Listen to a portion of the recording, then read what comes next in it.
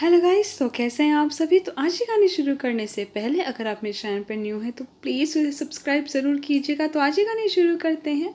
ज़रा अपने ननद से संभल कर रही हो। आज सुनीता अपने भतीजे की शादी में से आई थी तो उसका फ़ोन आया था कि कल दोपहर को जब फ्री हो तब आ जाइयो घर, सब सामान दिखाना है जो शादी में मिला है। सुनीता और मैं पक्की सहेली हैं, हम एक ही मोहल्ले में रहते हैं। 15 साल हो गए हैं। जब भी कोई तीज त्योहार आता है या हम छुट्टियों में मायके रहकर आते हैं, शॉपिंग कर कर आते हैं, सब सामान एक दूसरे को दिखाते हैं। मिठाई तो उसने कल रात को ही घर आते ही मेरे घर भिजवा दी थी। तो मैं अगले दिन दोपहर को पहुंच गई उसके घर और वही ले आई भतीजे की शादी के मज़े। तो उसकी आंखें एकदम से नम हो गई, पर फिर कहने लगी, देख ये साड़ियां हैं और कुछ कैश हो गया था। बोलते बोलते वह फिर उदास हो गई। मैंने पूछा कि क्या हुआ सुनीता, शादी में कुछ बात हो गई है क्या। तो उसकी आंखों से आंसू निकल पड़े। बोली, मुझे पहली बार मायके में इतना बेगानापन लगा। भाभी के पीहर वालों ने यह भी नहीं सोचा कि इसके पापा को 1 महीना ही हुआ है गए हुए। अरे वह तो शादी की तारीख फिक्स हो चुकी थी। रिश्ता कई महीने से जुड़ा हुआ था और सावन लगने के बाद तो कहीं दिवाली के बाद ही शादी की बात बनती। तो सबकी सलाह से शादी की तारीख आगे नहीं बढ़ाई थी। पर भाभी के पीहर वाले तो ऐसे हो गए जैसे अब तो सिर्फ उनकी बेटी का ही घर है। अरे पर वह घर मेरा भी तो मायका है।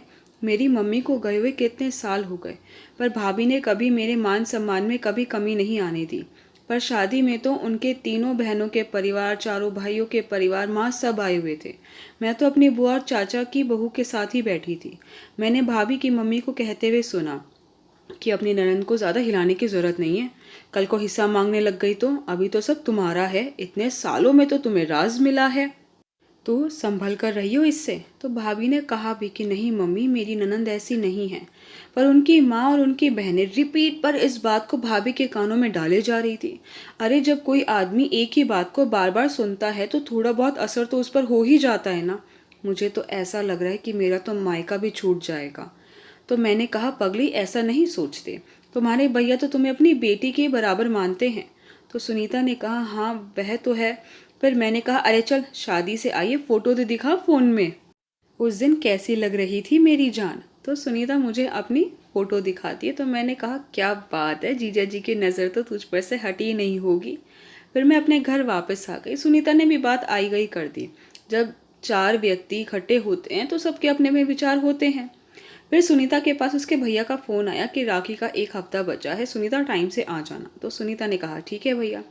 फिर भैया कहते हैं कि वह वकील अंकल पापा की वसीयत दे गए थे। उन्होंने एक मकान मेरे और जो दूसरा किराए पर मकान दे रखा है वह तुम्हारे नाम किया है। तो राखी पर आओगी तो इतने कागज़ में तैयार करवा कर रख दूंगा, कहकर फ़ोन काट देते हैं। सुनीता चिंता में पड़ जाती है कि क्या करूँ कैसे करूँ। कई दिन तक उधेड़ बुन में लगी रहती है। यह भी पूछते हैं कि सुनीता क्या हुआ। तो सुनीता उन्हें कुछ नहीं बताती, कहती कुछ नहीं, वह यह फैसला खुद करना चाहती थी। उसने मन में सोच लिया कि क्या करना है और राखी की तैयारी में लग गई। भैया के 2 बेटे हैं, नई नई बहू आई है। इस बार इनकी बहन नहीं आ पाई तो ये कहते हैं, ऐसा करो मैं दीदी से राखी बंधवा आता हूँ और तुम बच्चों को लेकर अपने मायके चली जाना। तो सुनीता ने कहा ठीक है। सुनीता ने ऑटो करा और बच्चों को लेकर अपने मायके चली गई। सब खुश दिख रहे थे, पर सबके मन में कुछ कुछ चल रहा था, चेहरे पर दिखाई पड़ रहा था। सुनीता सबको राखी बांधती है, उनका मुंह मीठा करवाती है। नई बहू चाय नाश्ता लेकर आ गई। भैया कागज ले आए, कहते सुनीता मैंने साइन कर दिए हैं, अब से वह मकान तुम्हारा। तो सुनीता ने कहा कि भैया आज राखी पर मैं अपना गिफ्ट खुद अपनी पसंद का मांगूं।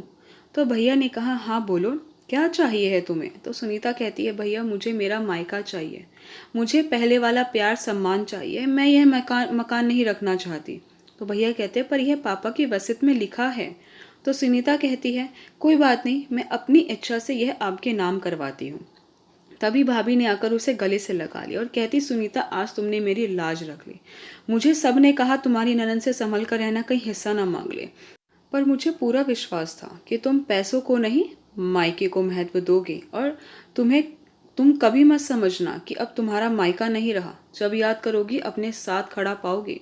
चल अब अपने लाडली की बीवी के हाथ का खाना खाकर 2-4 कमियां निकालते हैं और बुआ सास और सासू माँ का फर्ज निभाते हैं। तो सुनीता हंसने लगती है और मन में सोचती है कि उसके एक निर्णय ने उससे उसका मायका बचा लिया। गाइस कमेंट करके ज़रूर बताइएगा कि क्या सुनीता का फैसला सही था।